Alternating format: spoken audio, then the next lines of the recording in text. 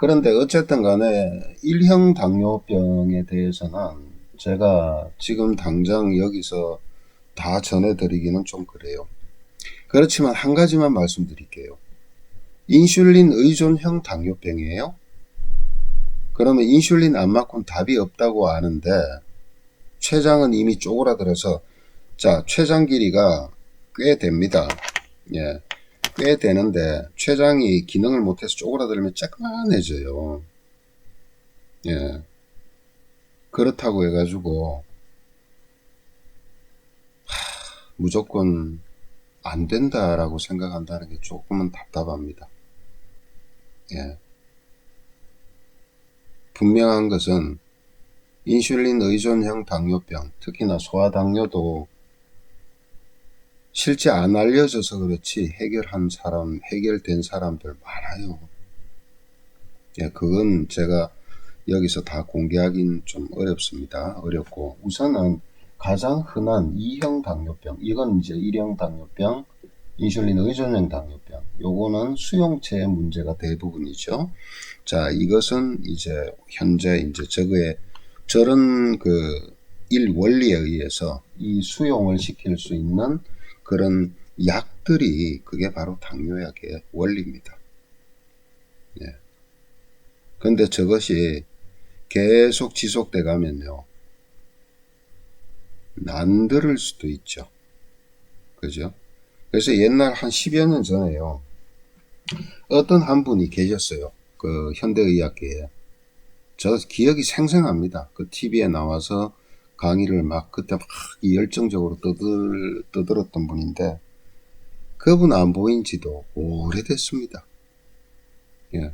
그분은 어떤 분이냐면은 당뇨 전문의였는데, 그분은 인슐린 만능주의자였어요. 그래서 아예 당뇨 환자는 인슐린 펌프를 차는 게 제일 좋다 그랬어요. 그래야 합병증이 안 생긴다 그랬거든요.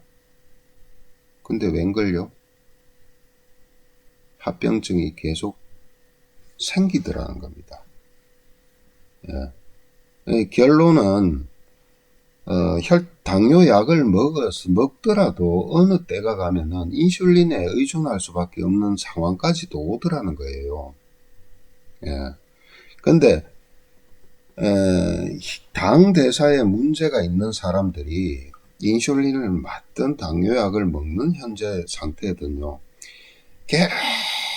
계속해서 가랑비에 옷 젖듯이 눈에 보이지 않게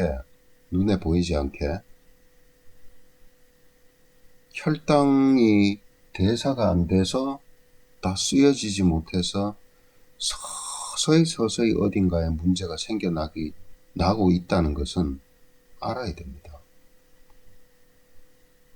예.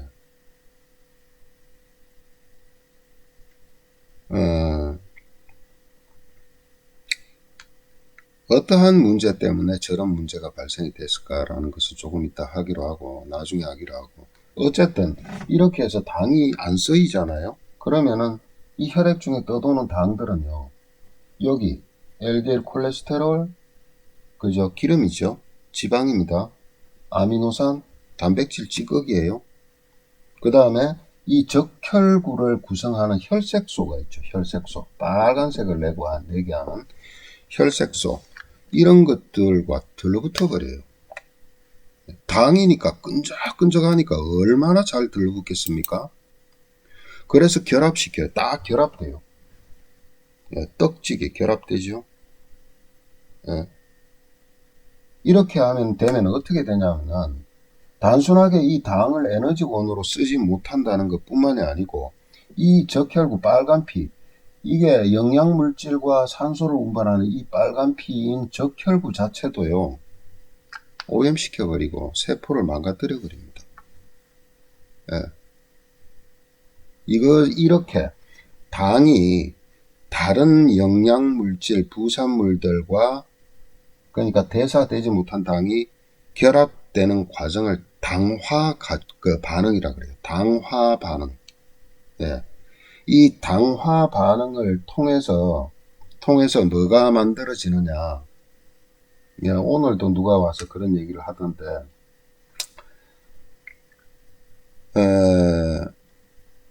이 당화 독소라 그러죠. 당화 독소. 예. 이거에 대해서 이제 한참 얘기를 좀 했는데, 좀 더 깊이 알아야 돼요. 예, 어쨌든. 자, 이래서 글리코톡신이라 그럽니다. 글리코톡신. 톡신. 예. 톡신. 톡스 그러면 독소지요. 독소. 예, 톡신. 예, 글리코 그러면 어떻게 됩니까? 당입니다. 당. 예. 그래서 글리코톡신. 이 당화 독소가 되죠. 이것이 당뇨병이 있는 사람들은 3개월 주기로 계속 피를 뽑아서 이걸 검사하는 거예요. 이걸 검사한다는 자체가 적혈구가 지금 당에 의해서 오염이 돼서 이 피가 제 기능을 못하는 수치를 가지는 겁니다. 수치. 그걸 당화 혈색소라 그럽니다. 이 수치가 실제로는 당뇨로 인해서 합병증이 어느 정도 진행이 되는가 하는 표본과 같은 거예요. 그러니까 당뇨병 있는 사람, 이제는 지금은 많이 깨었습니다. 지금은 많이 깨었는데 예전에는 당뇨병 환자들한테 당화혈색소 수치 검사합니까? 얼마입니까? 검사합니까?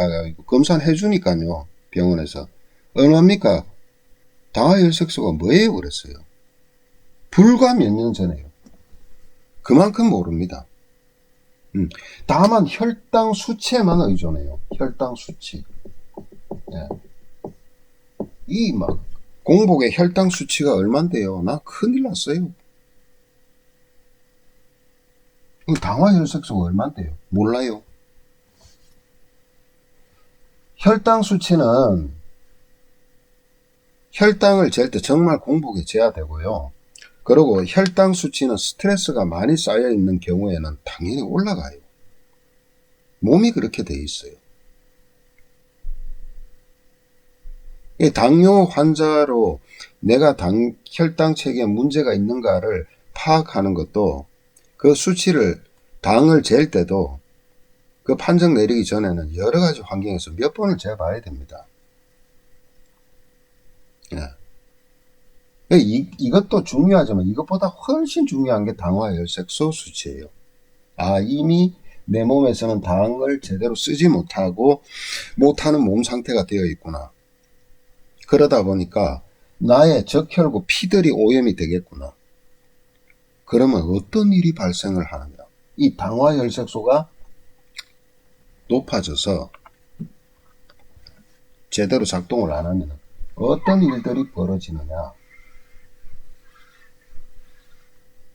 당 독소 있죠.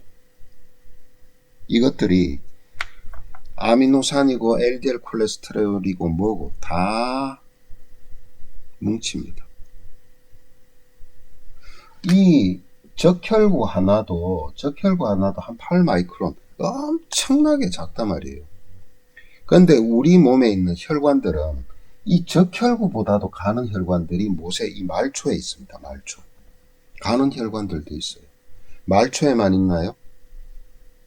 생식기, 뇌, 심장, 전신에 이러한 얇은 모세혈관들이 있단 말이에요. 또 이것이 좀 더 큰 모세혈관으로, 이것이 좀 더 큰 혈관으로 이렇게 연결이 되어 있는 거예요. 그래서 말단부까지 이렇게 가는 겁니다. 세포까지.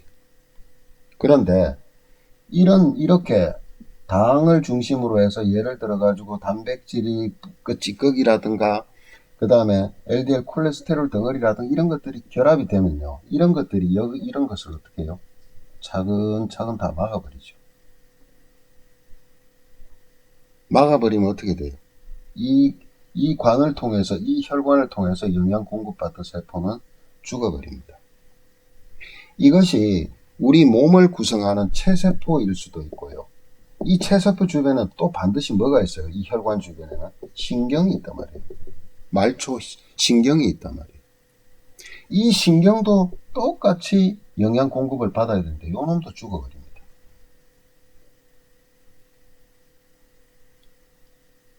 그러면은 예를 들어 이게 흔하게 나오는 곳이 발가락이죠. 발 뒤꿈치, 발가락 이런 데잖아요. 그 발가락이 새까맣게 죽어 들어가요. 썩어 들어가요. 그러다가 어느 날 발가락이 뚝 떨어져도 통증을 못 느껴요. 왜? 신경이 다 같이 죽었거든. 이러한 것들이 극단적으로 발가락이 썩었다 뭐 이렇게 표현하지만은 천천히 가랑비에 옷 젖듯이요. 구석구석부터 그런 일들이 벌어집니다. 그런 일들이. 그래서 몸을요 못 쓰게 만들어가요. 장기 자체고 어떤 기관들이고. 이것이 당뇨로 인해서 일어나는 합병증들이에요.